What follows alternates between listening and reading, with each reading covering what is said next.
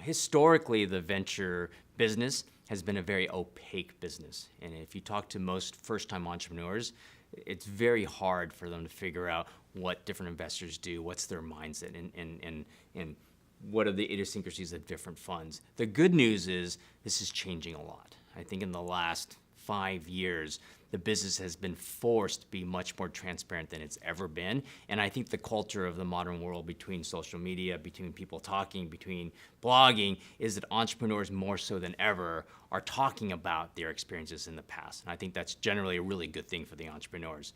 The starting point is, online there's a wealth of information, starting with CrunchBase and looking at the funds. One thing I look closely at is the size of a fund. Oftentimes, $1 billion fund isn't doing very many seed investments, and if they are, it's more on a win. And at the same time, a $10 million fund isn't doing late growth stage investments. And you look at online, you can also look at the companies they've invested in. And when you look at these companies, oftentimes they'll delineate basically in the press release, as well as in CrunchBase and a lot of these other online databases, when did they put their first money in?